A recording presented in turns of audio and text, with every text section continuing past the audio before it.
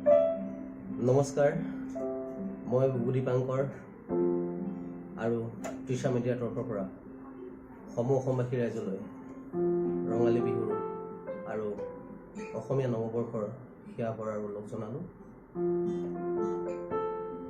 অসমত যিহেতু সমগ্ৰ ভাৰতবৰ্ষতে লকডাউন চলি আছে, সমূহ ৰাইজৰ অৱগত। এই লকডাউনৰ মাজতেই আমি এনেদৰেই ঘৰতে থাকি আমি বাপুতিসাহোন ৰঙালী বিহুটি উদযাপন কৰিব লাগিব। সেয়েহে সমূহ ৰাইজৰ এটি অনুৰোধ, সকলো ঘৰতে থাকক, সুস্থ থাকক আৰু যোনে যেনেকৈ পাৰে যিমান পাৰে কেয়াৰ লওক, নিজক বচাই ৰাখক। আৰু এই বিহুৰ সময়ত মোৰ এটি বিহুগীতেৰে আপোনালোকলৈ বিহুৰ শুভেচ্ছা জ্ঞাপন কৰিছোঁ। যদি ভাল পায় এই চেনেলটি প্লিজ লাইক, শ্বেয়াৰ আৰু ছাবস্ক্ৰাইব কৰিবলৈ নাপাহৰিব।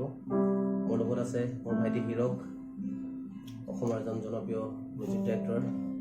ভাইটি আছে দিব্য, তেওঁ গীটাৰ আছে। আৰু এইফালে আছে আমাৰ চেনকন, অকণমান চাই দিলে ভাল লাগিব, মোৰ বন্ধু। তেওঁ এজন ভাল গীতিকাৰ, কণ্ঠশিল্পী। যিয়ে নহওক,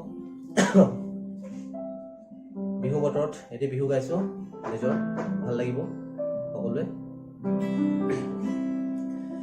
সোণাৰু ফুলিলে লঠঙা ডালতে, বিহুৰে বাতৰি বিয়পি পৰিলে,